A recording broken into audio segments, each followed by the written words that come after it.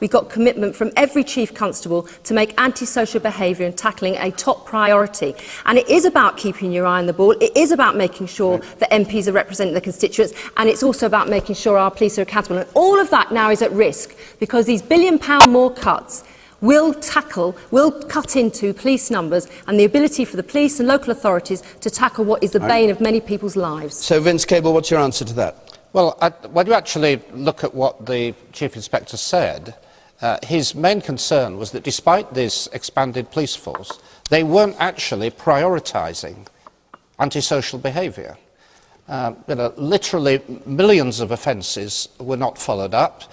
He quoted cases of people who had been, one gentleman, for example, his wife had been repeatedly stoned on an estate, made 200 calls and they were never followed up. So he asked the question, why is this problem not being dealt with?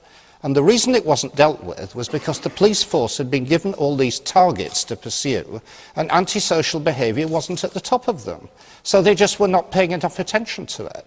A lot of antisocial behaviour wasn't even considered worth the police while pursuing. Your party voted against antisocial behaviours in power. Well, indeed, the antisocial behaviour orders, which were the measure that the last government brought in, have been shown to be incredibly complicated and bureaucratic. And police officers who could be doing a useful job on the streets spend their time behind a desk preparing very complicated folios in order to present them to court. And there are much more efficient ways of dealing with it. Is your reply to the Chief Inspector of Constabulary, who warning about the danger of this, there aren't going to be any cutbacks in the police on the beat? We cannot promise there will be a reduction in police spending. How police authorities dealt with that is very much up to them. But what police forces will hopefully do is concentrate their resources on the street where they're needed, where they're visible, late night when there's heavy drinking on the streets. And some police forces do this and others don't. But the real problem is that the police force was chasing targets, centrally driven, which bore absolutely no relation to the problems on the streets in big cities. But will there or won't there be cuts in the number of police on the beat, on the streets? How can we possibly say? Obviously, we will try to avoid that, but we cannot dictate how every single police force operates. All right, the woman there with her hand up in the air, yes. Theresa May has criticised the ASBO, so what's the alternative and can we afford it? She's criticised ASBOs, and what's the alternative? John Redwood. It is a very complex set of problems. It may be about drugs, it may be about abuse of alcohol, it may be about teenage gangs, it may be problem families, it may be unemployment related, it may be a lack of skills or enthusiasm for doing more worthwhile things. And so I think all sensible governments approach this by saying it's not just a problem for the police, it's also a problem that affects every adult in the community. It's about education, it's about training, it's about leisure, it's about play. It's about all sorts of things that we need to get better at and tackle it across the board. But on the policing issue, sometimes the antisocial behaviour leads to a complaint to the police, and the police actually follow it up, and they do succeed in mounting a prosecution for what is a minor offence, although it's a very annoying and worrying offence for the person concerned.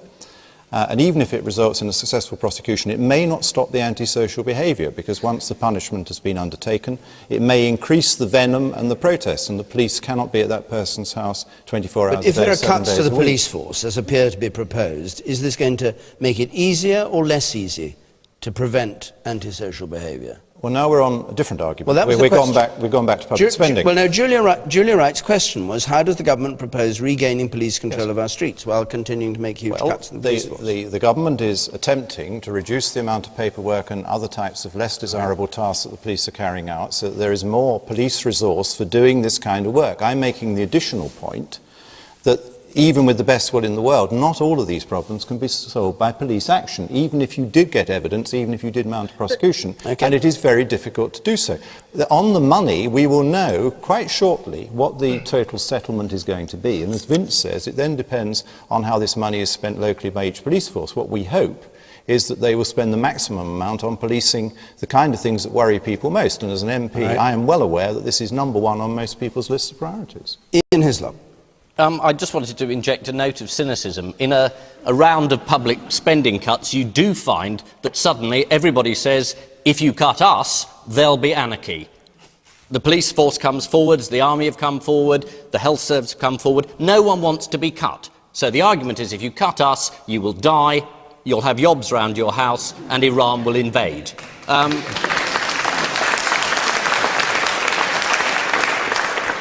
You have to, I think, get away from analysing everything solely in terms of the amount of money thrown at it. That was one of the mistakes of the last government. The police, I think, cannot get away with saying, well, we haven't got enough money. What they must do is look, and a lot of us have got a lot of experience of this, of what the police have actually done. And there has been a great deal of criticism about police forces essentially staying inside the station, doing paperwork, doing high-profile crime, and not being very keen on getting out there and answering calls from the public. And that is what the police need to do. How much that costs, I don't know. But to say, well, we can't help, we haven't got any money, won't do. Okay. Maybe if the police and all the other divisions in the public sector, like social work and the probation service and schools, all got together and communicated and said, hang on, there's a problem in this area, what can we all do? Got together with a think tank, it might help. And if they then employed civilians to do all the paperworky bits that in the office, in the police station, and that would then increase jobs in the area and solve that problem as well. Mehdi Hasan. Well, you're right. While I sympathise and share some of Ian's cynicism about the kind of shroud waving, etc., that you see from some representatives, I do think it is very easy to say, very glib to say, you can't just throw money at the problem to solve it. It's very easy to say that when you have money. When you don't have money, it's much harder to say that. And I think in cities, in regions, for example, in the north of England, which will be disproportionately affected by these cuts to the health budget, to the education budget, to the police budget, etc., they will face much more hardship than you and I, say, living in our lives.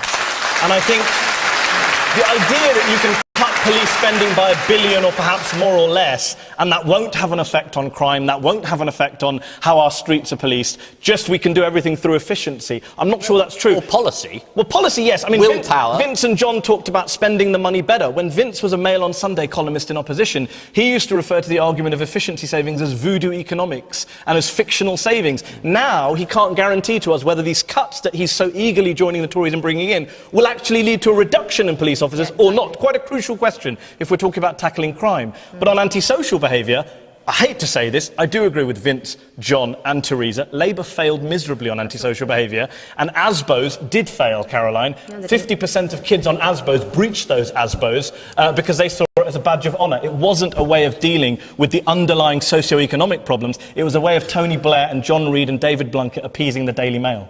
Caroline Flint, briefly, if you would. I don't agree with that. As I said before, I think some antisocial behaviour powers have been used effectively, some not. And for some communities, actually an ASBO has helped. But so has CCTV, which the coalition government are planning to take off people. And also the partnerships, as the lady said as well. One of the things that's happening is the police is working with youth services and Sure Start and others. And all that partnership working is going to be at jeopardy with these cuts that are happening. I'll take a couple more points from the audience, then go on. The woman in pink in the very back there. Yeah, it's absolutely right. This isn't just a police issue. This is an issue for communities, and I'm sorry, but it tends to be the poorer communities who are going to face the harshest cuts from social services, from Sure Start, from all of that. That's going to compound the problem. Then you take the police away as well. What's going to happen? Okay. And the man here in the front, you, sir? I think Caroline's been very keen to criticise the current government, but I think she has to remember that the reason why the country is where it is at the moment on a lot of issues is the reason why the Labour Party is where they are at the moment as well. 30 years in there. And the woman up there in the second row from the back, yes, and then we'll go on. Yes. Is the government not aiming for this big society to do what the police should really be doing? That's what you think? I think the Conservatives played this big game of the big society will take care of each other. Well, actually, no, the police should be taking care of us because that's what we pay our taxes for. Okay. Thank you. Now, all three questions we've had so far have come from women tonight in our audience, and so does the fourth, which is from Pauline Threlfall, please. Pauline Threlfall. Should the 9,000 public sector workers who earn more than the Prime Minister be first in line when spending cuts are made?